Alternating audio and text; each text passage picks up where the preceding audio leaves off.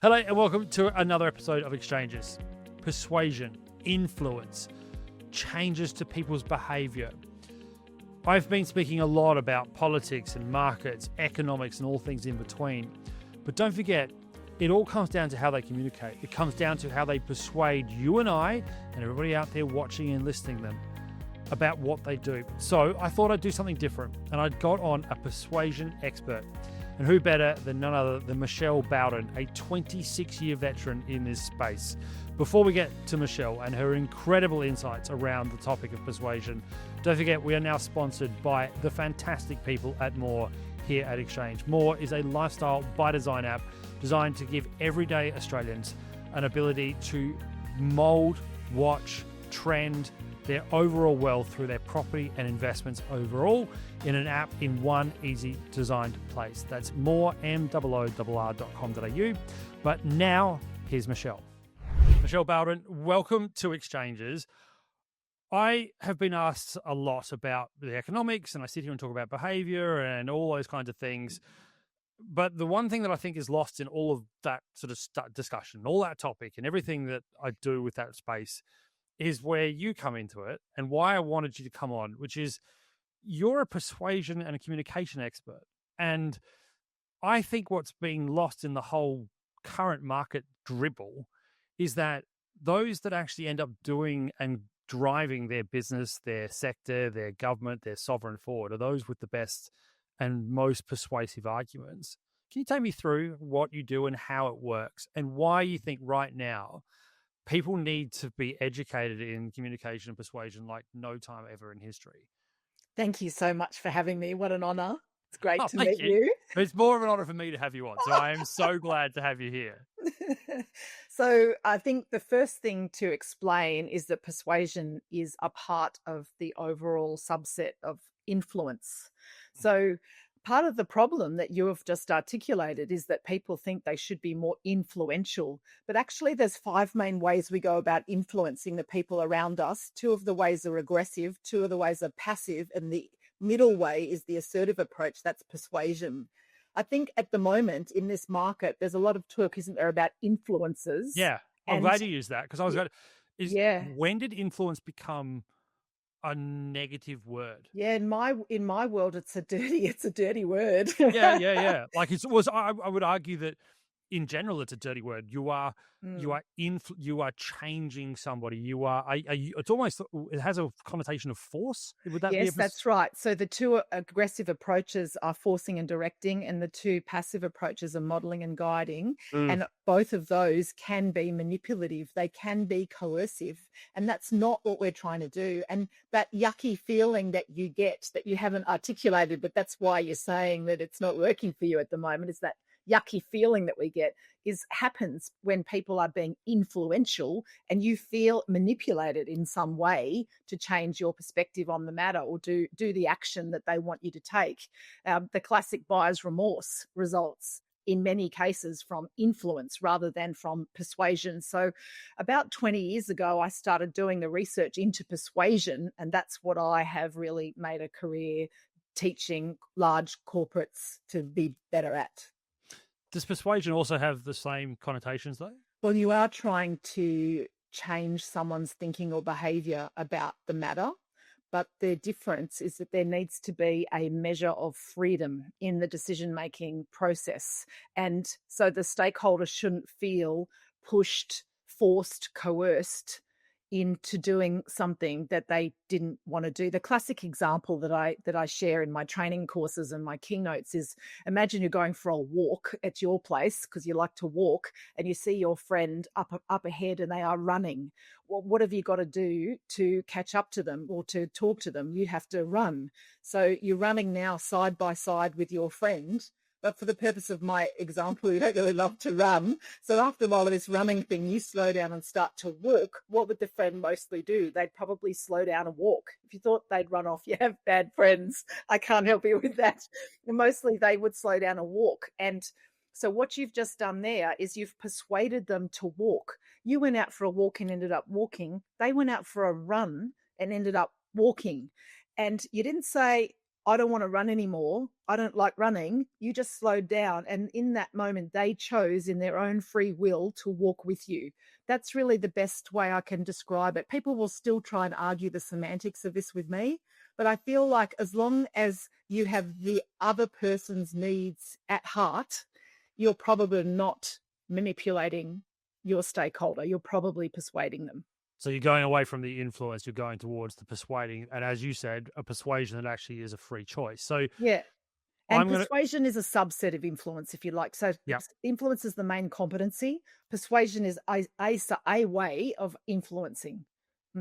Wow. Okay. So we've now opened up a massive can of worms with this, because that's fantastic. So Yeah. I'm now going to get to throw some really tough ones at you. Okay. Explain to me the communication and impact and I think influence that someone like Donald Trump has, because he has clearly done something, despite the fact that I would argue his communication skills are absolutely atrocious.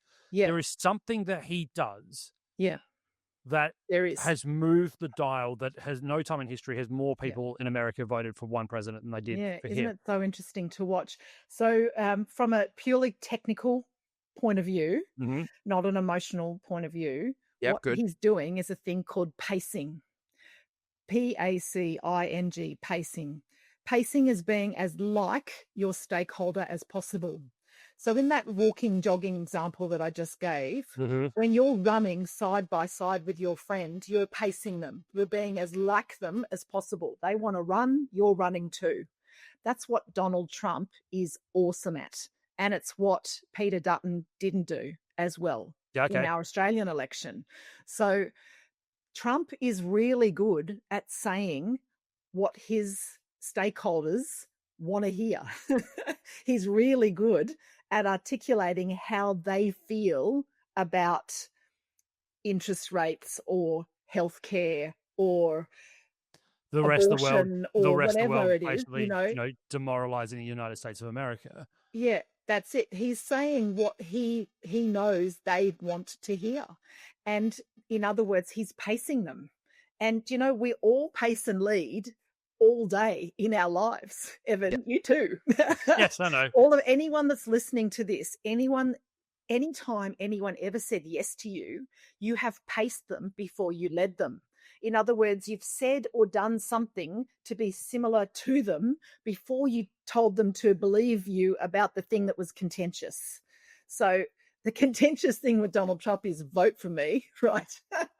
So the pacing stuff that happens all before that is how he just tried. I mean, isn't it hilarious? I mean, he's so not similar to all of the people that voted for him, but he's got that way of being able to make it feel to the punter that he is like them, that he gets them, that he's similar to them. And this is the key to any influence, any good persuasion in any situation, whether you're trying to convince your kid to pick up their bath towel, your client to buy more of your product or service, your staff to be more productive, your board to approve the whatever.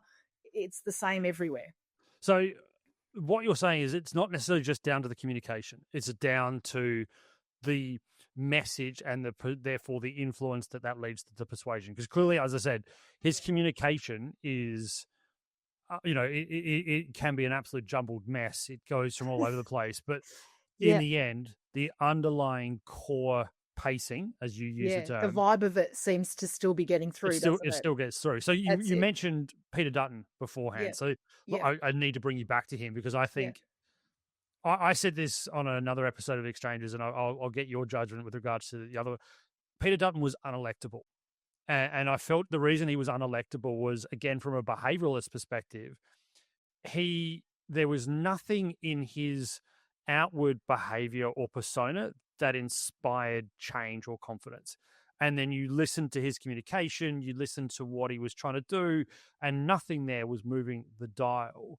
Would you agree? Or what other things did you notice in his style of messaging, Yeah. etc. I mean, putting his politics to one side, because I also think that's a massive part of this answer. I Yes, know that, of course it is, yes. And, but I'm not really a political I commentator know, either, but so we should put you read people. a huge red disclaimer across this. But you read people, right? And you Ask read. me ask me about a board, like a Well, I'm chairman of a coming to that. board, and I I'm promise you, probably we are coming to that. So just very quickly, what struck me as fascinating about Peter Dutton was in the aftermath. What a lovely guy he seems to Real. be. And every journalist that I listened to who probably wouldn't have voted Dutton, but nonetheless, every journalist I listened to couldn't say more forcefully what a lovely man he is. And isn't that so interesting that none of that came across in Yep. the campaign? So if Yeah. you're trying to pace someone to make them think you're like them and you get them, to build that deep unconscious rapport with them, then the last thing you want to do is say nasty, divisive things that the majority doesn't agree with. In America, the majority agrees with some of that stuff, which is why it works. But here it didn't work because people didn't want to hear that stuff. Yeah. So Yeah. on that also comes back to probably 2019. We're going to get off the politics with Bill Shorten. Yes. And Yes. again, Yeah. the same as you said. I mean, I've met Bill Shorten a couple of times. Yeah. I live near him, and Right. I know what you Lovely said. It's man. very fast. Yeah, because they're Yeah. so. Why I ask you about him, and you spoke about boards before, Yeah. and messaging, is that, I mean, clearly they're not seeing you, but who is coaching these leaders, these communicators, to be these wooden, misunderstood, Yep. poorly messaged numbers? I mean, you work with boards, but you look at, PR releases that come out from boards, or their earning cycles, or, the leaders of some form of major organization, whether it's property, whether it's unions, what have you. Mm. And the person that you hear and see versus the actual person Very don't. different. So why are we doing that? Oh, look, it's such a huge answer. Partly, I think it comes down to the legal department, who just are so Yes. litigious about what you can and can't say. I've got a very large global client, and when they speak on the stage, there's 5,000 people, sometimes 15,000 people overseas in the audience, and the scripts that they have to follow are rote learned, which is the full opposite of good public speaking. But rote learned because they just cannot trust that the speaker isn't going to somehow go rogue and say something that's going to get them into really big trouble. So who is coaching people to look wooden? It sounds critical. I suppose it is a critical comment for me to make. I do feel like you cannot learn to do corporate presenting from an actor who has never worked in business. Yes, they might be able to teach you how to breathe well, and they might be able to teach you how to lower the depth or the tone of your voice. But there's a lot of stuff that we do, especially in this country. Our bullshit detectors are so awesome in Australia. Yeah. If someone looks inauthentic in any way, they just get cancelled. And that, I think, is a concern. So luckily for me, that's not how I do it. I like to try and keep the essence of the person. There are still lots of clever techniques to do with the linguistics, to do with the way that you deliver the message that people need to learn, but I don't think you can get from an acting coach. So looking at that, at the moment, we've got big debates. We've got huge economic questions, things about productivity, things about AI. And so AI is the next part of this. Yes. People are now using AI as this way of learning your world. Yes. Why is AI not... No, I'm going to let you define this because I think it's better rather than me, because I might say something different to what you expect to. Yeah, exactly. So take me through your version of AI. And I think it's the only way to say it to you. What's your version of AI? My version of AI that I love for my clients is where you have a platform and you can present on the platform to a bot who will give you feedback that's been pre-programmed in to tell you whether you're doing weird stuff that's weird and is going to repel your stakeholder. I think that's exciting. My version of AI takes, so there, I should just explain very quickly, when it comes to presenting in business, there's 3 phases, and the phases are not rocket science. It's analysis, then design, then delivery. So analysis is where you work out what are you trying to achieve in your message, and importantly, what does the stakeholder or the audience want from you. The design is where you put the script or the message together. That doesn't involve the slide deck. And then the delivery is how you say the words, and slides might help you with that. So analysis, design, delivery. AI is an amazing, powerful tool for the analysis process, as long as you've got the right prompts that you can type into your AI of choice. You're going to fast track the design of a presentation incredibly. Like, it's taking what would have taken 2 hours is taking 5 minutes for people now, because they've got my prompts, so they know what the formula is. You've still got to know what are the best practice formulas for doing your analysis and your design and your delivery, and then that's when AI can be amazing. Yeah, so you're saying it is productive and it does actually play Oh, well. yes. Yeah, I know. It's saving my corporate clients hours and hours and hours of time. It's actually very, very exciting. Yep. Where it probably isn't as effective is if you were trying to rote learn a speech, which I never teach people to do anyway. So rote learning doesn't work for anyone that's listening to this unless you've got 3 weeks to learn it. Rehearsal is important, but not to the point where you're learning every word in the perfect order. Unless you're an actor and you know how to do that properly, it takes about 3 weeks to rote learn a script. And it's very risky, because all that has to happen is something bangs in the room, the door shuts, someone coughs, and that can throw your unconscious, so that you're getting that little kind of blip, and you lose your train of thought, and then you go blank. And that's everybody's worst fear, which is why public speaking is one of the top fears in the world. Yeah, unless you got somebody to yell out when you can yell line and they can. Yeah, that's right. Or you've got a let it drink off. teleprompter because you're on telly, Evan. Yeah, well, so actually on that's interesting. So Yeah. teleprompters are fascinating things. I Yeah. mean, I'm very open about the fact that I speak straight off my head all the time. I can't not. Right. It's something that I've always done. Teleprompters are fascinating because, again, you're right. It makes you end up sounding like a robot for a reason, and why they now call them auto cue readers rather than presenters, etc. Because Yes. the other thing about them now, having used them for quite a long Yes. time, is they move at a pace that isn't normal speech pace. And unless you've got somebody controlling the auto cue or you're controlling it yourself, it completely throws. Yeah, it's going to run away. Yeah, and it's your personality gets lost, and your style gets lost. And Yeah. Back to politics. Obama had a hilarious, really obvious sort of career damaging move when, to start with, in that election campaign when Obama was running for president, he didn't use the prompter as much. He was just fun and friendly, and everyone thought he was Mr. Charisma, and and they voted for him. And then, of course, he got busy. This is the president of America, so he had quite a few things on his plate. So he had to move to the teleprompter when he was doing some of his speeches. And there's an observable decline in his charisma and that just there's an observable decline. And so, then as he was leaving, because he was relaxed because he was out of there, he again came back, just lost the prompter and was, I mean, I don't know if any of the listeners here can remember when Obama was leaving. He was so funny. He was doing some great speeches. He was fully off the cuff. He was extremely likable. And 2015 I think was when you really sort of, he was almost having like joke time. Like we knew who the candidates were. It was going to be Hillary and Donald, and away he went, and he became that thing. Because what I was going to ask you then inside of that is, you talk at the start about pacing. Yes. And someone like Obama. So let's also put that to the corporate world. Those in the, might be a chairperson or those that are CEO. Yep.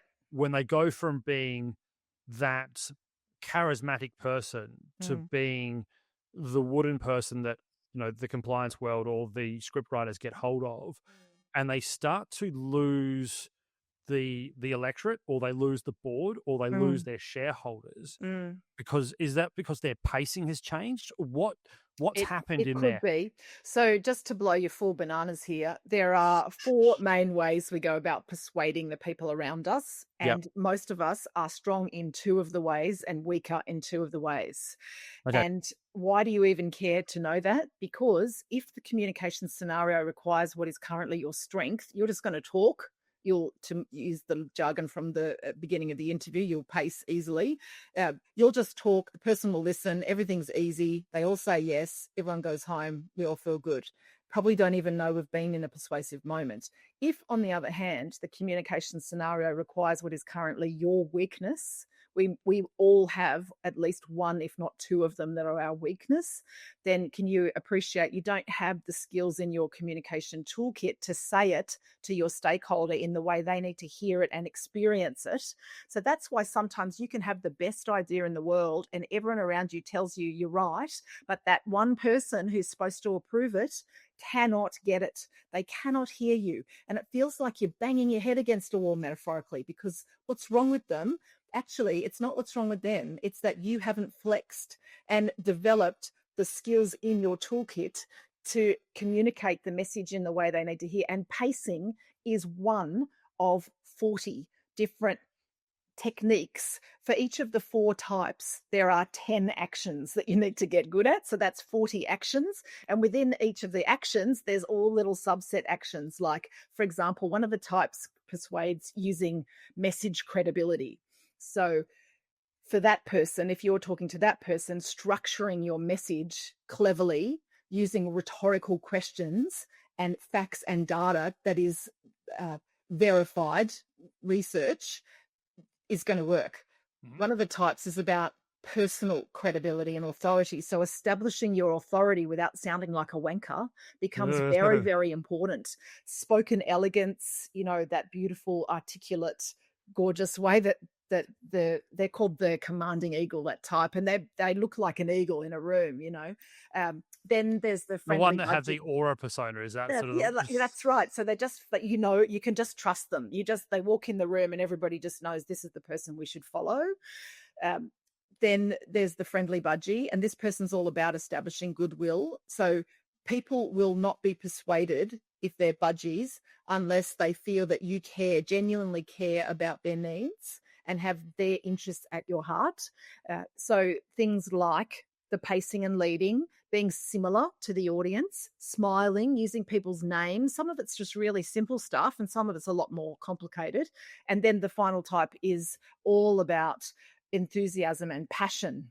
So the bird I called it after was the captivating peacock. And so these people sweep you up and you just can't say no. They're undeniable because you just think, wow, that was so exciting and passionate and fabulous. And I just have to say yes to that. So back to the original question, is it that when someone starts going, ugh, yes. and you're observing that, like your boss or your worker in your company starts going off, for whatever reason, a personal reason or whatever, sometimes it's just we could help them by helping them to build. You need to be strong in all 4 types all the time, because you just never know when is the stakeholder going to need one or the other technique. So my approach to this is, you can assess yourself. I have a psych test that assesses this, but once you know what you are, you can build on your strengths, but you definitely need to build unlike a lot of psych tests that are around where people say, oh, you're an introvert or an extrovert, so love yourself. Mine says, well, you're strong here, but you're weak here. And if you keep being weak here, you are going to consistently struggle to persuade people who need that from you. Yep. Mm. Wow. Okay. So that. Wow, down off the soapbox. No. I love a rant. I love it. I do it daily, and it's something that I enjoy doing when I get to sit in front of one of these, in front of a microphone, and away we go. That brings me then to the big elephant in the room, which is social media. Yes.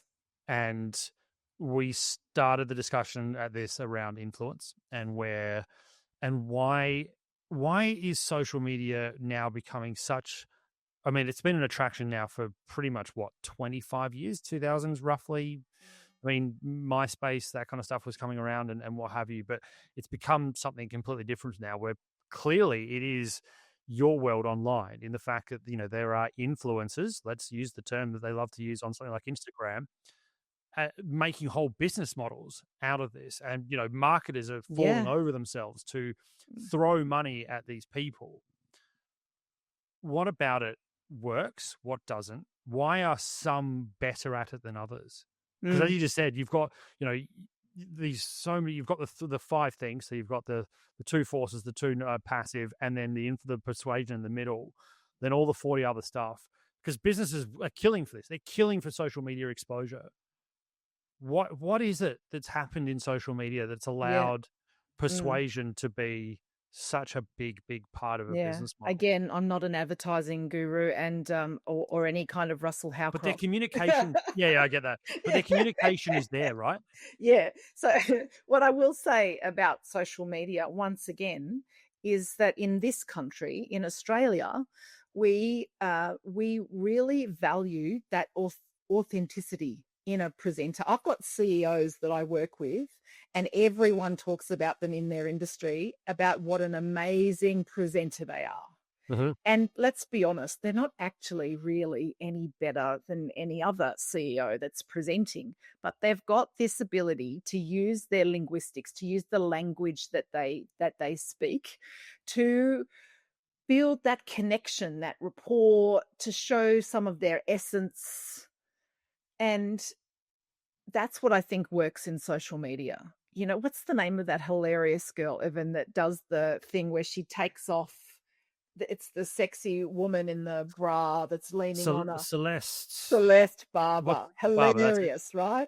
Yeah. So it's someone like that. You can't not love them for their authenticity.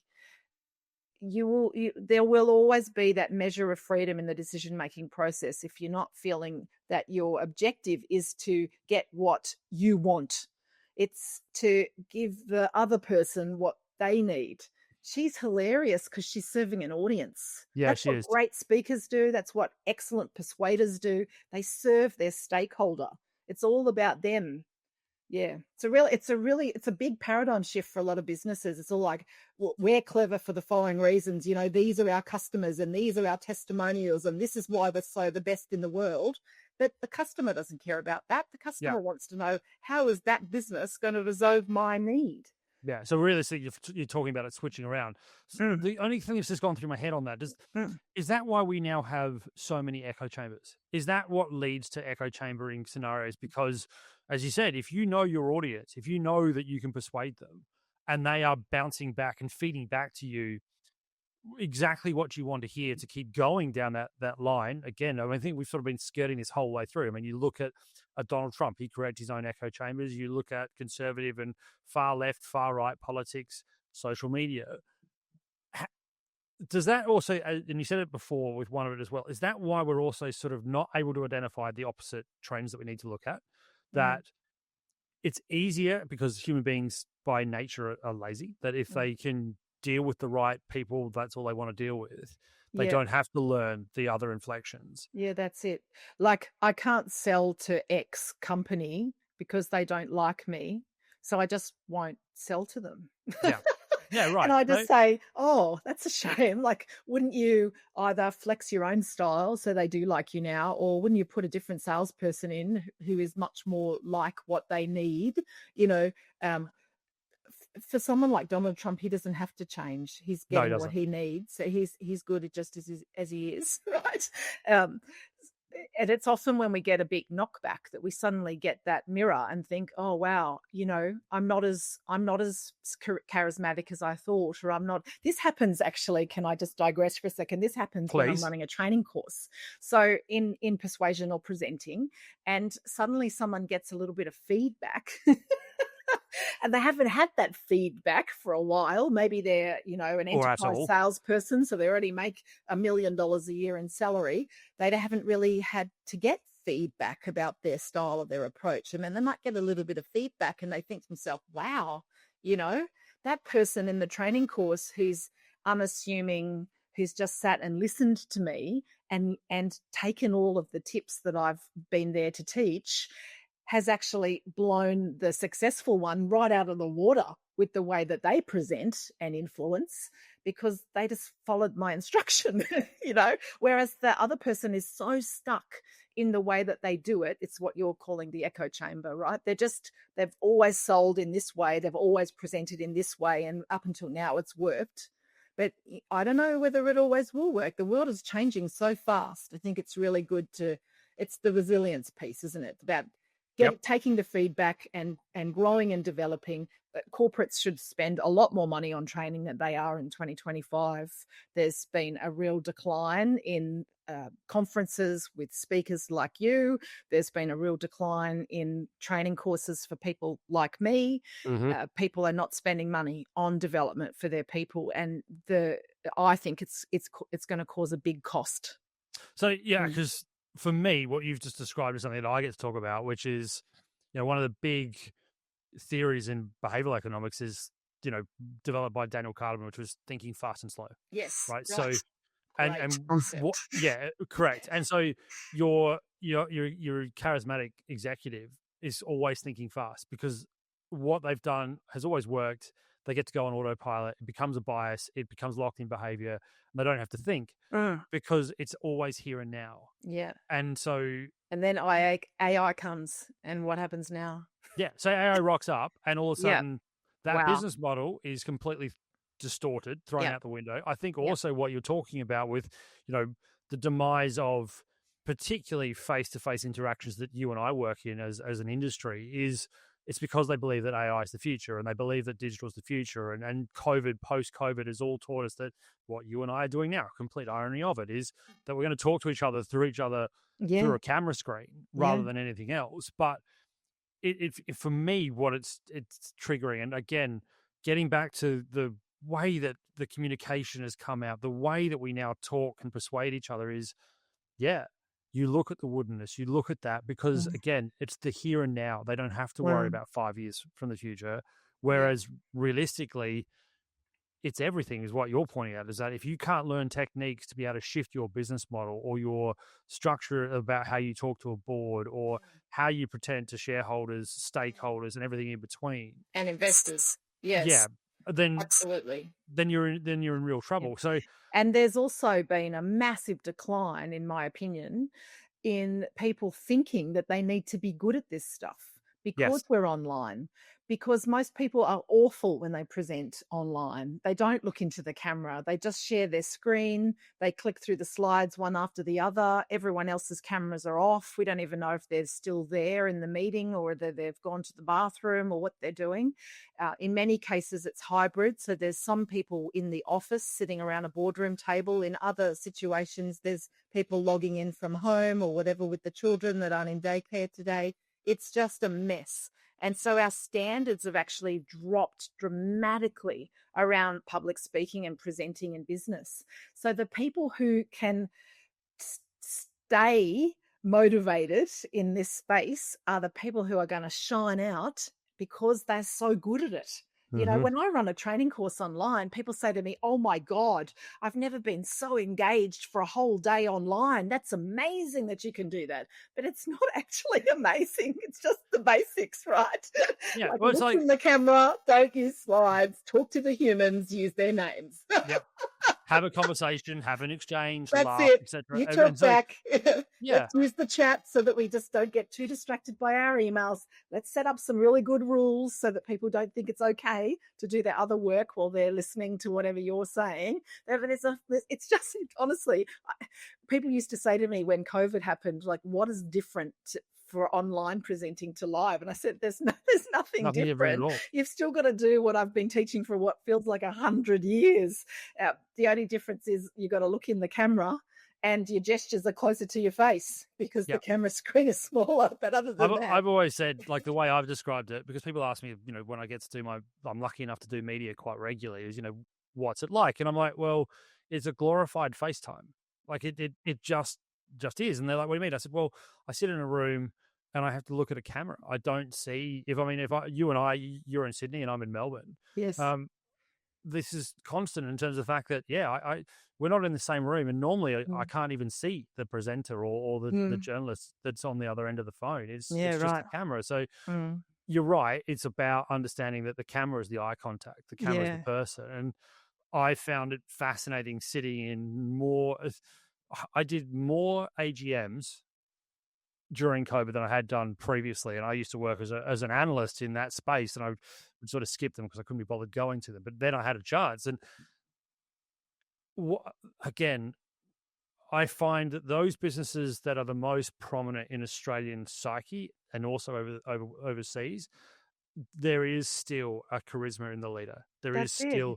There is still somebody there. And you look And that at, person is still working hard on their presentation skills and their persuasion. yeah, They're still taking it very seriously. yeah, They're not turning up with wet hair and their pajama online. or, They're or they're just they're be in front of the actually lectern working looking hard straight to down. Yeah, master the craft. And I take my hat off to those people. I love working with those clients when they actually care about this stuff. Because I yeah. do think that there's been a massive decline in people's expectations relating to presenting since we all went online. Because I'm gonna come to my final question in a minute. Because the final part of that, I mean, again, the other thing that COVID brought out, unfortunately, that's a bad part of human behavior is we actually like being nuclear social, and that's about it. Like we actually enjoy just being in our small groups, and that's that. If we don't have to be near each other, we sort of have said that we don't want to. That's a discussion for another day. I can't believe we've been going. I can't believe we've been going for over half an hour, Michelle. So I'm going to finish the interview with every question that I always ask all of my guests. Michelle Bowden, if you're in charge for just one day, what would you do? I would implant a kindness gene in every human. Brilliant. Explain. And yes, the reason I would do that is that it would stop all the other problems that exist in the world. There wouldn't be war anymore. We would listen to one another's perspectives on things, and I think climate change would resolve itself. It would stop violence in families. It would mean that people were happier at work and at home. We'd parent better. We'd be better kids to our own parents. We'd be better friends. We all need a kindness gene. It's one of my great values. That's a brilliant way to end this exchange. Michelle Bowden, thank you so much for joining us. It's been an honor. Thank you. Big thank you to Michelle. And I know it was a different episode. I deliberately wanted her on because what an energy she brings, what an insight into how we do what we do, and probably do it at a level that we don't even realize that we're doing it. So thank you so much to Michelle for taking the time to run us through what is clearly an intrinsic part of our lives that we don't realize is there and how we can get better at it. Again, to you guys out there, thank you so much for listening and watching. Wherever you are, please subscribe. We love getting guests like Michelle on, and all the previous guests we've had before. The more likes and subscribers we can get, the bigger guests, the more guests we can get as well. If you've got any ideas, thoughts, questions, guests, etc., please don't forget we have an email as well, exchanges@evanlucas.com.au. Please get your numbers in there as well. But once again, thank you so much for listening, and until next week, we'll talk to you soon.